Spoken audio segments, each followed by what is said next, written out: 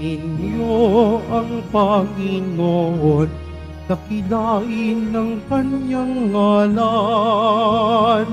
Purihin siya ay awitan at papurihan magpakailanman. Tindigan niya ang langit at lupa, nilikha niya ang araw at buwan, nilikha niya ang mga isda't ibon, mga gubat at karagatan. Tunay siyang banal at dakila, purihin ng kanyang ngalan. Ang lahat ng nilikha niya ay mabuti, pinagyaman niya ng lubusan. Purihin ninyo ang Panginoon, dakilain ng kanyang ngalan. Purihin siya ay awitan at papurihan magpakailanman. Sa ngalan ng Ama, ng Anak at ng Espiritu Santo. Amen. Sumainyo ang Panginoon. At sumaiyo rin. Mga kapatid, tinipon tayo bilang kaanib na angkan ng Diyos, kaya dumulog tayo sa mawaing Panginoon na nagpapatawad ng lubos.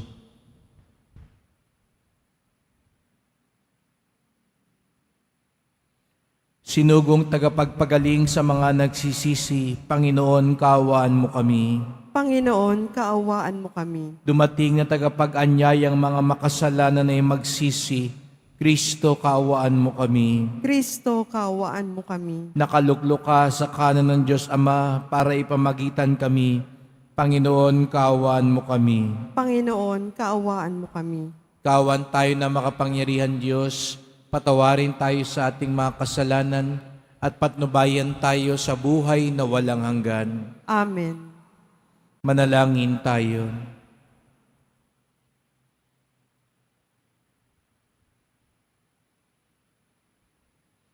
Ama naming makapangyarihan, itinakda mong ang lahat ng mga utos mo ay mauwi sa pag-ibig sa iyo at sa kapwa-tao.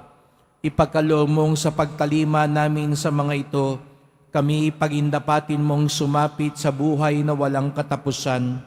Sa pamamagitan ni Jesucristo, kasama ng Espiritu Santo, magpasawalang hanggan. Amen. Magsiupo muna ang lahat. Pagbasa mula sa aklat ng mga kawikaan. Ang lahat ng salita ng Diyos ay mapapananaligan at siya ang kanlunan ng mga nananalig sa Kanya. Huwag mong daragdagan ang Kanyang salita pagkat pagsasabihan Kanya na isang sinungaling. Diyos ko, may hilingin akong dalawang bagay bago ako mamatay. Huwag akong bayaang maging sinungaling. Huwag mo akong pagyamanin o paghirapan. Sapat na ang pagkain lamang ang ibigay mo sa akin. Baka kung managana ako, ay masasabi kong hindi na kita kailangan. Baka naman kung maghirap ako'y matuto akong magnakaw at sa gayoy malapastangan kita. Ang salita ng Diyos. Salamat sa Diyos. Salita mo'y aking tanglaw, patnubay ko araw-araw. Salita mo'y aking tanglaw, patnubay ko araw-araw. Sa landas na di matuwid, huwag mo akong bayaan. Pagkat ikaw ang mabuti, ituro ang iyong aral. Salita mo'y aking tanglaw, patnubay ko araw-araw. Higit pa sa gintot pilak nitong buong sanlibutan, ang mabuting idudulot ng bigay mong kautusan. Salita mo'y aking tanglaw, patnubay ko araw-araw. Ang salita mo upuon, di kukupas, walang hanggan. Matatag at di makilos sa rurok ng kalangitan. Salita mo'y aking tanglaw, patnubay ko araw-araw. Sa bigay mong mga utos, natatamo ko'y karunungan, kaya ako'y namumuhi sa ugaling mahahalay. Salita mo'y aking tanglaw, patnubay ko araw-araw. Sa anumang dito totoo, muhi ako'y nasusuklam. Ang tunay kong iniibig ang iyong kautusan. Salita mo'y aking tanglaw, patnubay ko araw-araw. Magsitayo po ang lahat.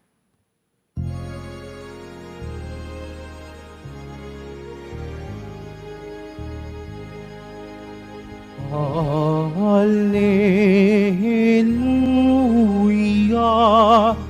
Hallelujah, Hallelujah, Hallelujah.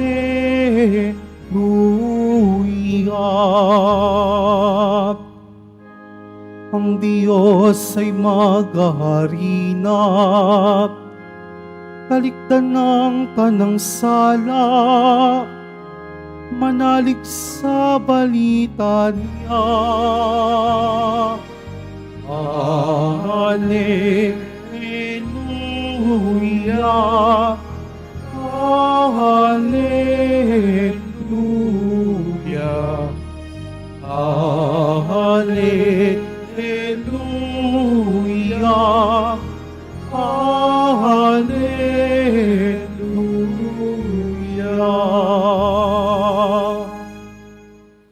Sumainyo ang Panginoon. At sumaiyo rin. Ang mabuting balita ng Panginoon ayon kay San Lucas. Papuri sa iyo, Panginoon. Noong panahong iyon, tinawag ni Jesus ang 12 at binigyan sila ng kakayahan at kapangyarihan magpalayas ng mga demonyo at magpagaling ng mga karamdaman. At sinugo niya sila upang ipahayag ang paghahari ng Diyos at magpagaling ng mga may sakit. Sila'y pinagbilinan niya, "Huwag kayong magbaon ng anuman para sa inyong paglalakbay, kahit tungkod, supot, tinapay, salapi o bihisan. Makituloy kayo sa alinmang bahay na tumanggap sa inyo at manatili doon hanggang sa pag-alis ninyo sa bayang iyon. At sakaling hindi kayo tanggapin, umalis kayo roon at ipagpag ninyo ang alikabok sa inyong mga paa bilang babala sa kanila. Kaya't humayo ang mga maalagad at naglakbay sa mga nayon na ipinangangaralang mabuting balita at nagpapagaling ng mga may sakit sa lahat ng dako."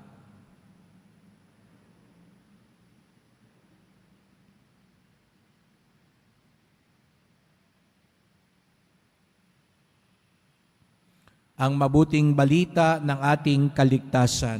Pinupuri ka namin, Panginoong Heso Kristo. Magsiupo muna ang lahat. Magandang umaga po sa inyong lahat at maligayang pagdating sa tahanan ng ating mahal na pong Jesus Nazareno. Ipinagdarasal din natin ang mga nasa online, lalo na po mga may sakit, nag-aalaga sa may sakit, at mga kababayan, kadiboto natin mula sa iba't ibang panig ng bansa at daigdig na nais sumama sa misa dito sa Quiapo, sa Basilica Minor at Pambansang Dambana ni Jesus Nazareno. Sa pag-atas ng ating Panginoon sa kanyang mga alagad para sa kanilang misyon, simple lang ang kanyang bilin. Ang dalhin ninyo ay ang mahalaga, hindi ang mga mahal lamang. Hindi lahat ng mahal ay mahalaga. At hindi lahat ng mahalaga ay mahal. Minsan sa atin, napapasunod tayo ng mundo na para bagang ang importante, ang mahalaga ay yung mga mamahalin. Kaya't ang ating panuntunan ay, mahal ba ito? Pero ang paalala ni Jesus Nazareno, dapat ang tanong, mahalaga ba ito? sa buhay natin, sa paglalakbay natin sa buhay, ang dapat natin tangan ay ang mahalaga, hindi lamang ang mahal. Sapagkat maaaring ang isang bagay ay mahal, pero panandalian lang. Mahal, pero mababaw lamang. Mahal, pero hindi pala lubos na kinakailangan. Yun ang pilit na ipinamumuka sa atin ng mundong ito. Kaya kung mapapansin nyo, mga komersyal, marami rin naman hindi natin kailangan. Pinamumuka lang na kailangan natin. At ang iba nga sa atin, ang kaligayahan natin, kaya meron tayo nun at mahal, tingin natin dahil mahal yun at meron tayo, importante na tayo, may sinasabi na tayo, mas angat na tayo. Kaya nga ito yung ipagdasal natin sa buhay, pagdasal natin sa mga kabataan natin, na lumaki sila na ang mas kinikilatis nila ay yung mahalaga sa buhay. Kaya nga sa unang pagbasa, napansin niyo ba ho, katakataka yung kanyang dasal. Huwag niyo po akong payamanin o paghirapin.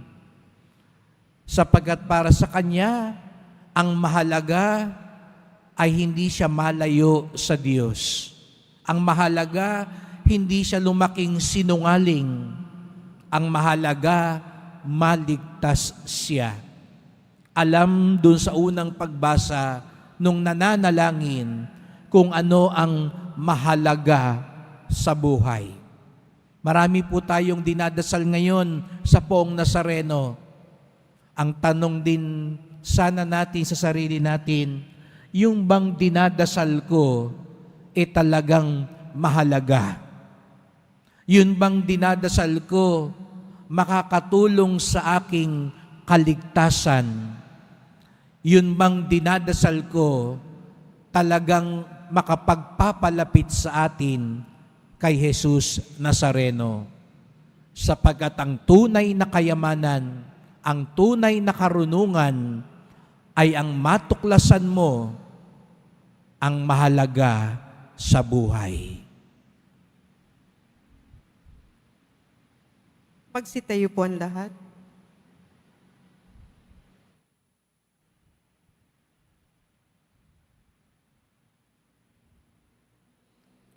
Mahal ko mga kapatid, inaanyayahan tayo ng Diyos Ama upang maging lingkod na magpapalaganap ng mabuting balita ng kaligtasan sa lahat. Hilingin natin sa Ama na gawin tayong kapanipaniwalang mga saksi.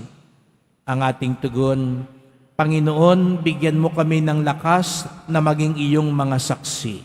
Panginoon, bigyan mo kami ng lakas na maging iyong mga saksi. Ang simbahan, naway patuloy na mag-anyaya at magsugo ng mga misyonero upang ipahayag ang mabuting balita sa lahat ng bansa at dako. Manalangin tayo. Panginoon, bigyan mo kami ng lakas na maging iyong mga saksi. Ang mga Kristiyano, naway maging masigasig sa pagpapahayag ng salita ng Diyos sa mga hindi pa sumasampalataya at hindi pa tumatanggap nito. Manalangin tayo. Panginoon, bigyan mo kami ng lakas na maging iyong mga saksi. Maraming tao nawa ang mahikayat sa pananampalatayang Kristiyano, bunga ng ating makatotohanang pagsaksi. Manalangin tayo.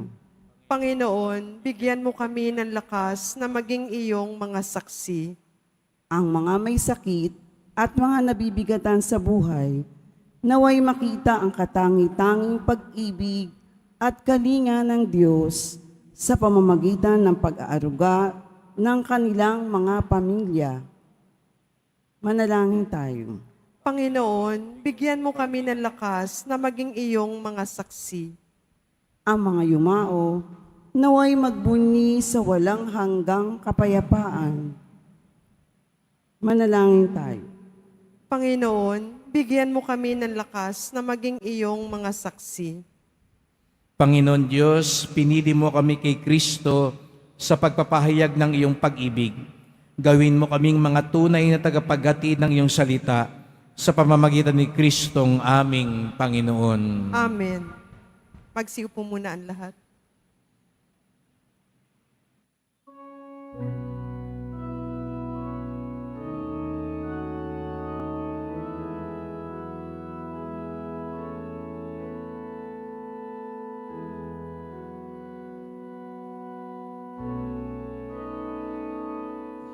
Kung tinapay at alak na mula sa'yo, muling ihahain sa kabutihan mo.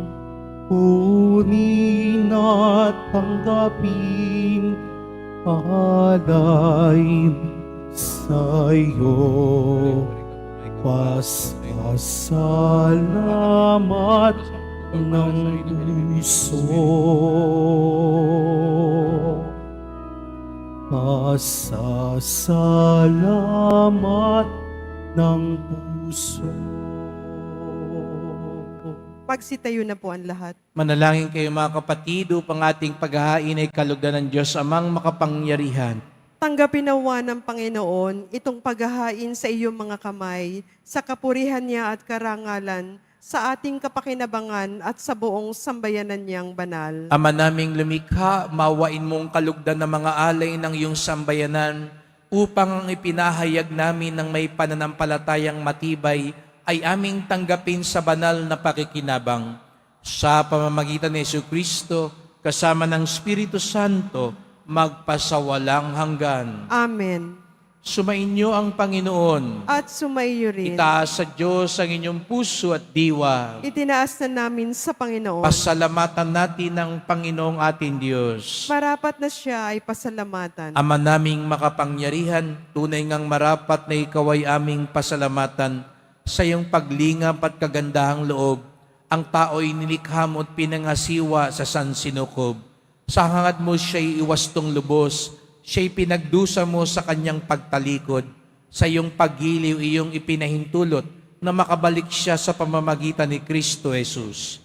Kaya kaisa ng mga anghel, nagsisiawit ng papuri sa iyo, nang walang humpay sa kalangitan, kami nagbubunyi sa iyong kadakilaan. Santo, Santo, Santo, Panginoong Diyos ng mga hukbo, napupuno ang langit at lupa ng kadakilaan mo, o sana sa kaitaasan. Pinagpala ang naparirito sa ngalan ng Panginoon, o sana sa kaitaasan. Magsiluhod po ang lahat. Ama naming banal, ikaw ang bukal ng tanang kabanalan. Kaya't sa pamamagitan ng iyong Espiritu, gawin mong banal ang mga kaloob na ito, upang para sa amin na maging katawan at dugo ng aming Panginoong Hesukristo. Bago niya pinagtiis ang kusang loob na maging handog, hinawakan niya ang tinapay, pinasalamatan kanya, pinaghati-hati niya iyon, iniabot sa kanyang mga lagad at sinabi, "Tanggapin ninyong lahat ito't kanin. Ito ang aking katawan na ihahandog para sa inyo."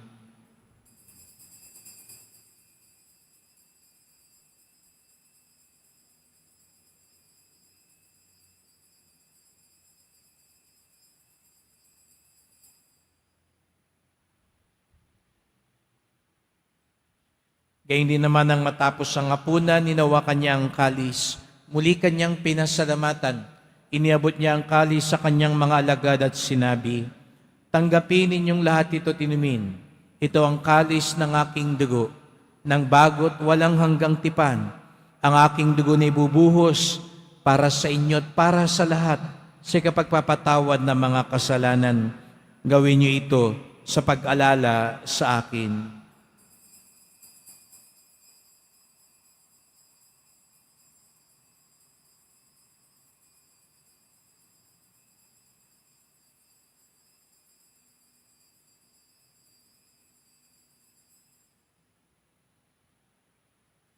Magsitayo po ang lahat. Ipagbunyi natin ang misteryo ng pananampalataya. Si Kristo'y namatay, si Kristo'y nabuhay, si Kristo'y babalik sa wakas ng panahon. Ama, ginagawa namin ngayon ang pag-alala sa pagkamatay at muling pagkabuhay ng iyong anak. Kaya tinalay namin sa iyo ang tinapay nagbibigay buhay at ang kalis na nagkakaloob ng kaligtasan. Kami nagpapasalamat dahil kami yung minarapan na tumayo sa harap mo para maglingkod sa iyo. Isinasamo namin kaming magsalo-salo sa katawan at dugo ni Kristo'y mabuklod sa pagkakaisa sa pamamagitan ng Espiritu Santo. Ama, lingapin mo ang iyong simbahang laganap sa buong daigdig. Puspusin mo kami sa pag-ibig kaysa ni Francisco naming Papa, ni Jose naming Obispo at ng Tanang Kaparian. Alalahanin mo rin ang mga kapatid naming nahimlay na may pag-asang sila'y muling mabubuhay, gayon din ang lahat ng mga pumanaw. Kawan mo sila't patuloyin sa iyong kaliwanagan. Kawan mo't pagindapating kaming lahat na makasalo sa iyong buhay na walang wakas, kaisa ng mahal na Birheng Maria, Ina ng Diyos, ng kabiyak niyang pusong si San Jose, ng mga apostol, ni San Juan Bautista at lahat ng mga banal na namuhay dito sa daigdig ng kalugod-dugod sa iyo. May pagdiwang nawa namin ng pagpupuri sa ikararangal mo sa pamamagitan ng iyong anak na aming Panginoong Hesukristo. Sa pamamagitan ni Kristo, kasama niya at sa Kanya, ang lahat ng parangal at papuri ay sa iyo, Diyos Amang makapangyarihan, kasama ng Espiritu Santo, magpasawalang hanggan. Amen. Sama-sama tayong tumawag sa ating Ama sa Langit. Ama namin, sumasalangit. ka, sambahin ang ngalan mo, mapasa amin ang kaharian mo. Sundin ang loob mo dito sa lupa para nang sa langit. Bigyan mo kami ngayon ng aming kakanin sa araw-araw at patawarin mo kami sa aming mga sala para nang pagpapatawad namin sa nagkakasala sa amin. At huwag mo kaming ipahintulot sa tukso at iadya mo kami sa lahat ng masama. Hinihiling namin kami adya sa lahat ng masama. Pagkalooban ng kapayapaan araw-araw, iligtas sa kasalanan, ilayo sa lahat ng kapahamakan, samantalang aming pinananabikan ang dakilang araw ng pagpapahayag ng tagapagligtas naming si Jesucristo. Sapagkat iyo ang kaharian at ang kapangyarihan at ang kapurihan magpakailanman. Amen. O Panginoong Jesucristo, sinabi mo sa iyong mga apostol, kapayapaan ang iniiwan ko sa inyo, ang aking kapayapaan ay binibigay ko sa inyo. Tunghayan niyo pong aming pananampalataya, huwag pong aming mga kasalanan, at pagkalooban kami ng kapayapaan at pagkakaisa, ayon sa iyong kalooban, kasama ng Espiritu Santo, magpasawalang hanggan. Amen. Ang kapayapaan ng Panginoon ay laging sumainyo. At sumaiyo rin. Magbigayan tayo ng kapayapaan ni Kristo sa isa't isa.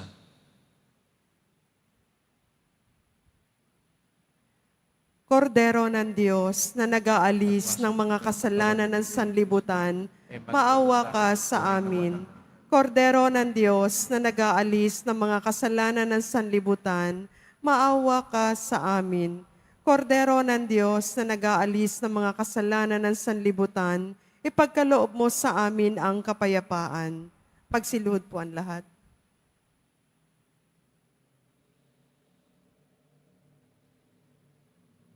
Narito ang ating Panginoong Jesucristo, ang pinakamahalaga sa lahat. Siyang kordero ng Diyos na nag-aalis ng mga kasalanan ng sanlibutan, mapapalad ang inaanyahan sa kanyang piging. Panginoon, hindi ako karapat-dapat na magpatuloy sa iyo, ngunit sa isang salita mo lamang ay gagaling na ako.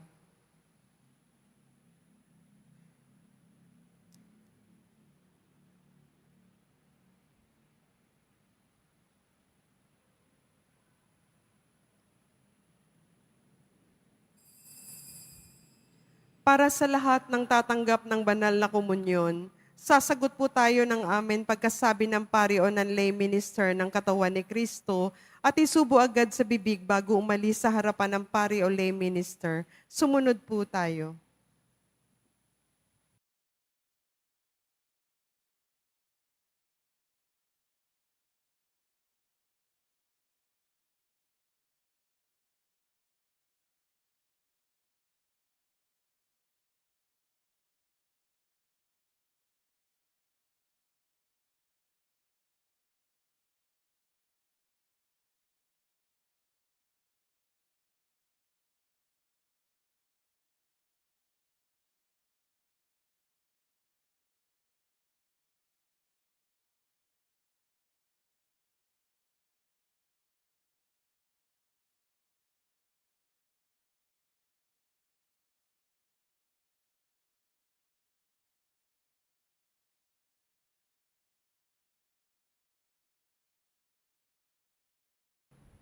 Magsitayo po ang lahat. Manalangin tayo.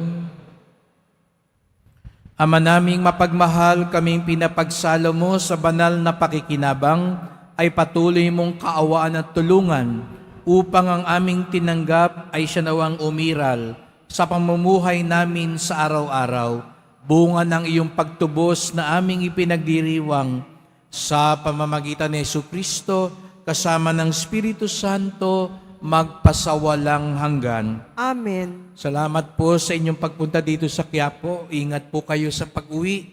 Salamat po sa mga naglingkod sa misa at sa inyong tulong sa simbahan. Mga pamisa, love offerings, online donations, sa mga nagdadala po ng bigas, dilata, noodles at iba pang pang-ayuda.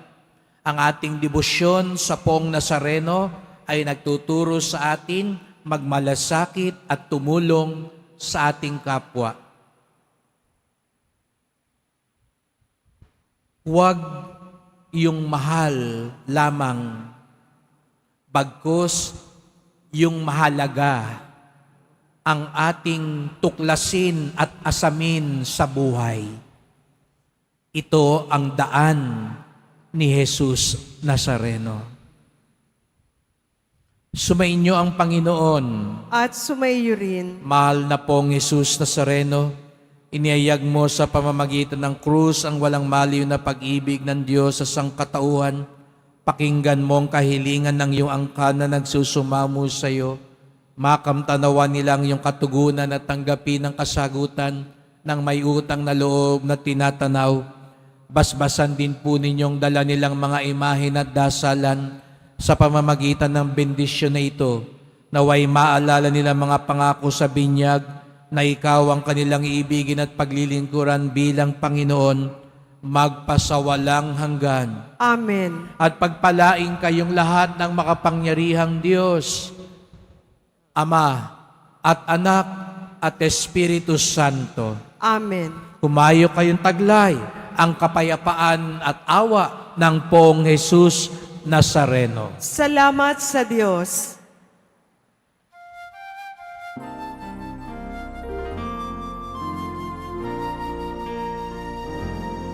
Cristo Padre Jesus Nazareno, sinasamba ka namin.